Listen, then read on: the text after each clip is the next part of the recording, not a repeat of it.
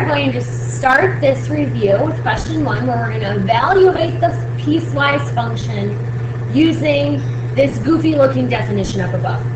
So for part A, we're trying to find f of 0. Remember that this 0 that's inside the parentheses is an x value.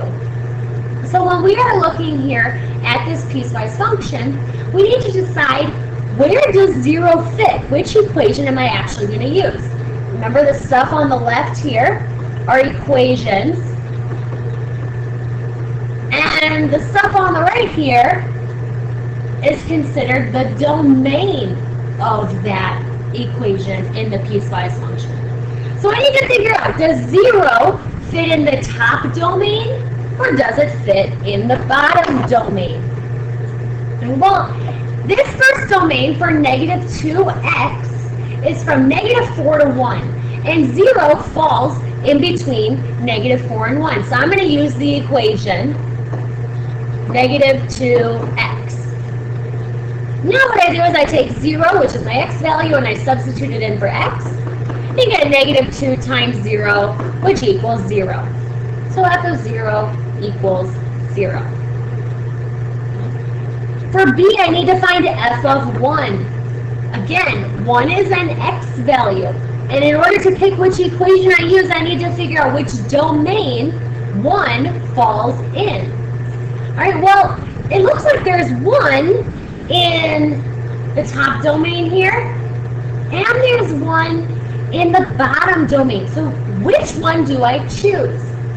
Well, this top domain has a less than or equal to. So that's actually the domain I'm going to choose, because 1 is equal to 1. So just like part A, I'm going to use the equation negative 2x.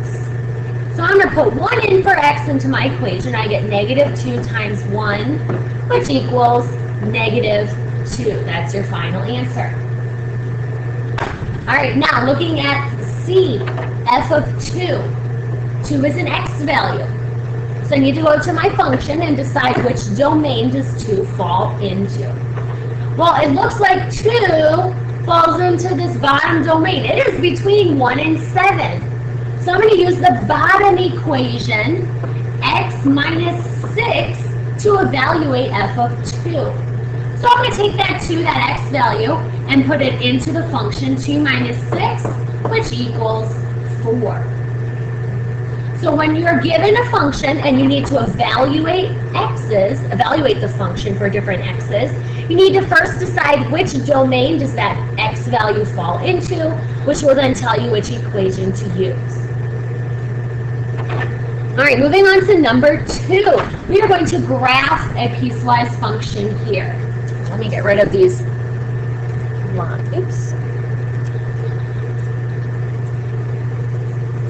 All right, so in order to graph this piecewise function, I need to figure out what values go in my table. So if you remember what we do, in order to find the values that go in the table, I need to look at the endpoints of the domain for each equation. So I look at the numbers that my domain gives me. Well, the first equation, negative 2x, gives me an endpoint at negative 4, and I also get an endpoint at x equals 1. So again, those go with the equation negative 2x, the endpoints of negative 4 and 1. All right, now when I fill out my tables, remember we always kind of scribbled out the middle box there to keep a separation between the two equations. The second equation, x minus 6, uses the endpoints 1 and 7. Those are the numbers up here in my domain. But now I need to find the y values. I need to figure out what is the y value so that I can plot the points on my graph. So in order to do that, I'm going to start with negative 4. And I'm going to put that into the equation negative 2x. So I have negative 2 times negative 4. That equals positive 8. So that's the y value for negative 4. Same thing with 1. I take negative 2 times 1, which equals negative 2. Now I look at my second equation, my other two endpoints of 1 and 7.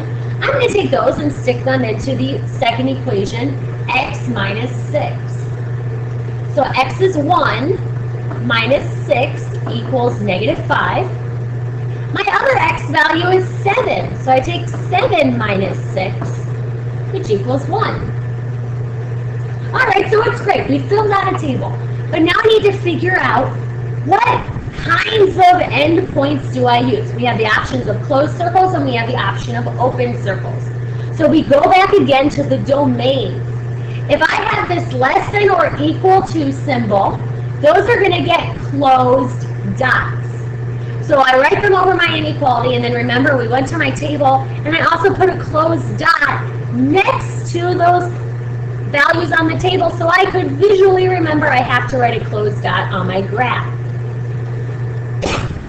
When I look at 1 and 7 for the bottom domain, 1 has a strict inequality. So that gets an open circle. 7 is going to get a closed circle because it has the equals underneath. So again, I put an open circle and a closed circle next to my table. Now all I have to do is plot the points, plot the endpoints, and connect them with a line. So I have to plot the point negative 4, 8. So negative 4, 8 gets a nice closed dot right here. And the point 1, negative 2 also gets a closed dot. Then you need to go ahead and take your ruler, because we're graphing lines, and connect those dots with a line. Right, that is your graph of the line negative 2x on the domain from negative 4 to 1. All right, now let's graph the other endpoints. 1, negative 5 is an open dot, and the point 7, 1 is a closed dot. Those are the endpoints of my second portion of my piecewise. Again, connect those with your ruler.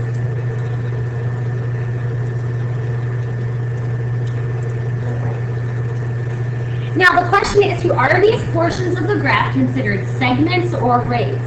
Well, remember you learned in geometry that a segment has 2 endpoints.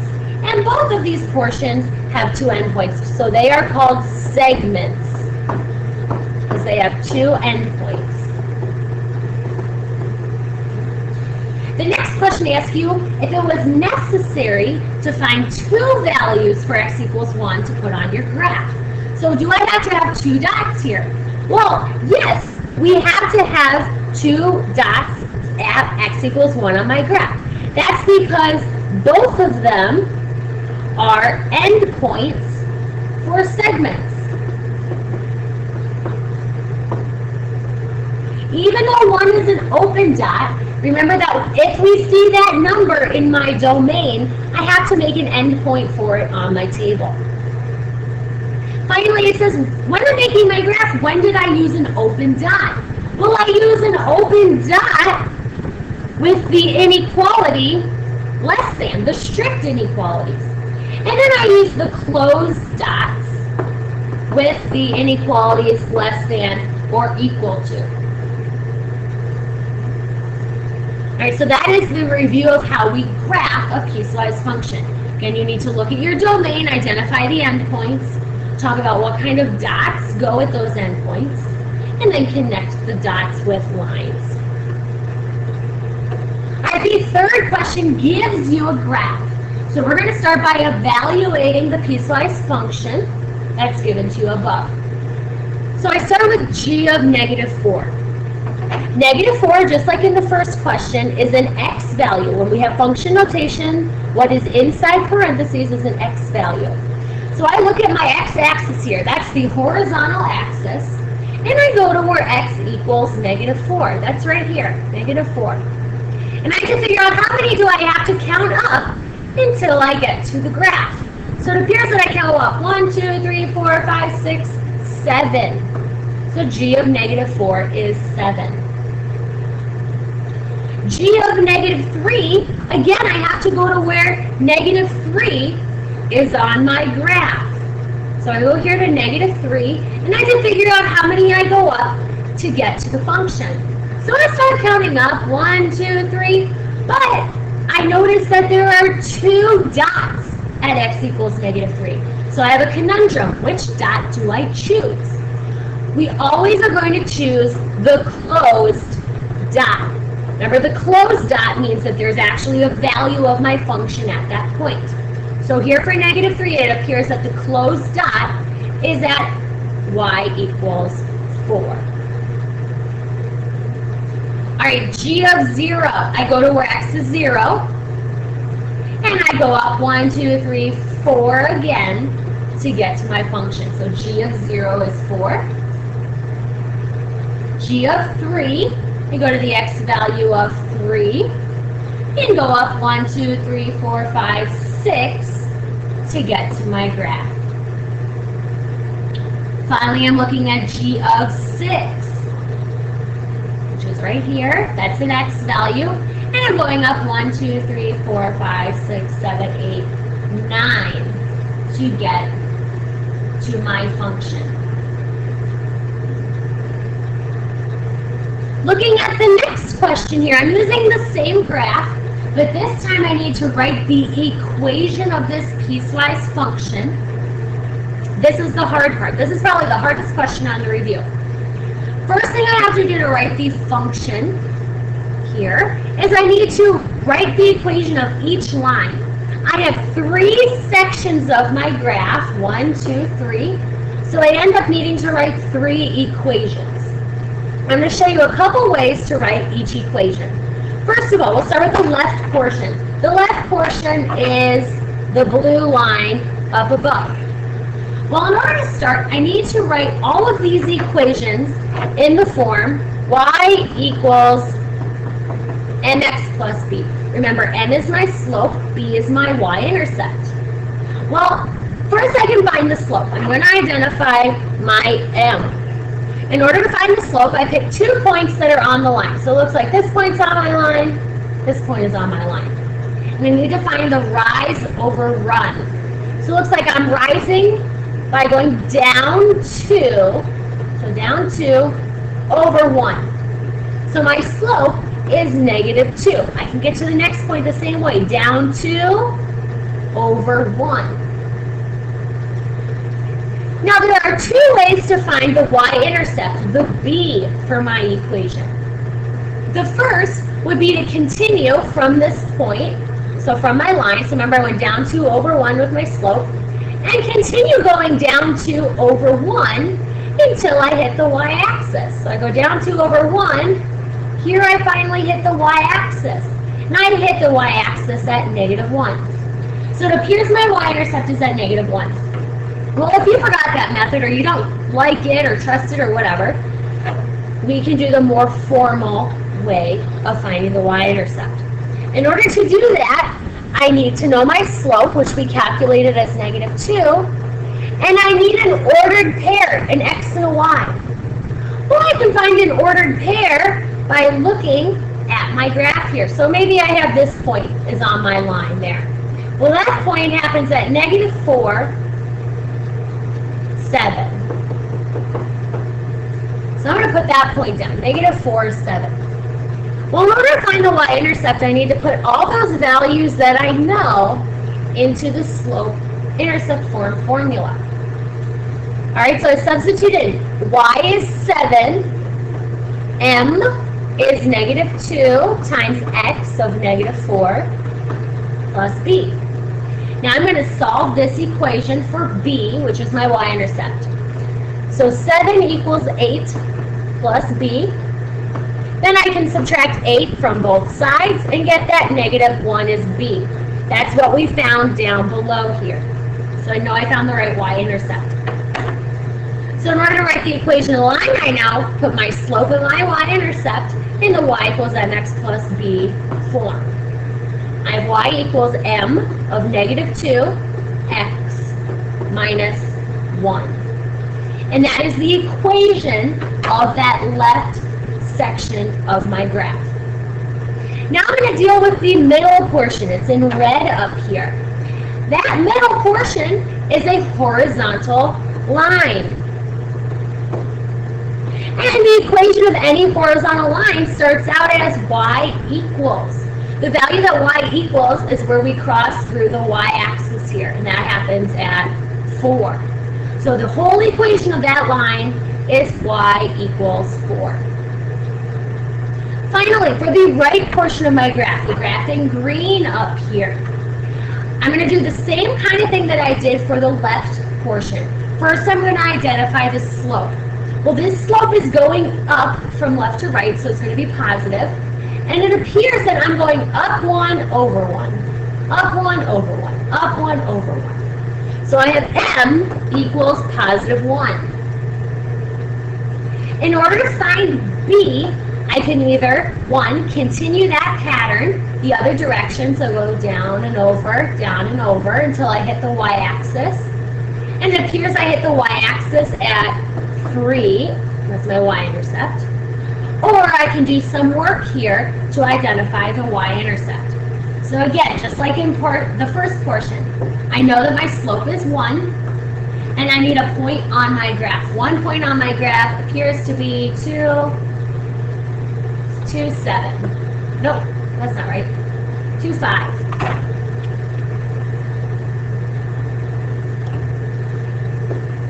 All right, so I'm going to use the point 2, 5 in the y equals mx plus b formula.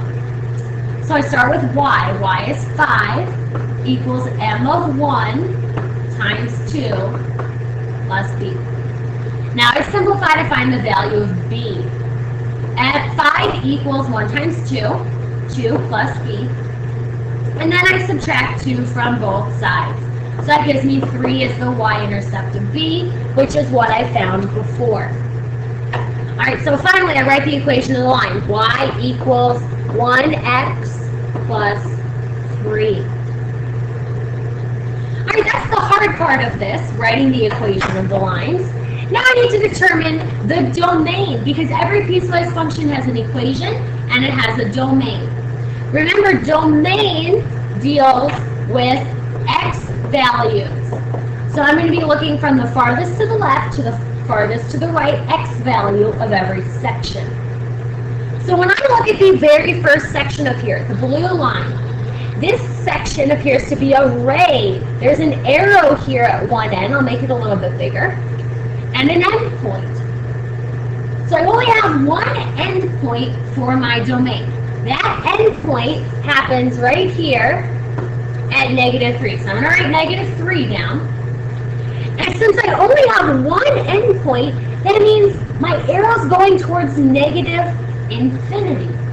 So all I need is an x now. I need to figure out how is x related to -3.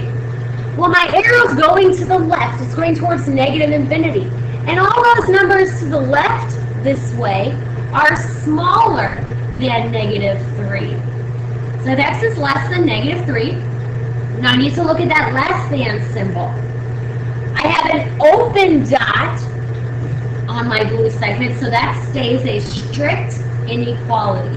So x is less than -3 is the domain for the left segment. Let's look at the red middle segment now. The middle segment here has two endpoints. It's a segment. The left endpoint here is at -3, and this endpoint on the right happens at 1. So I know that my domain has two endpoints, -3 and 1, and x falls somewhere in between.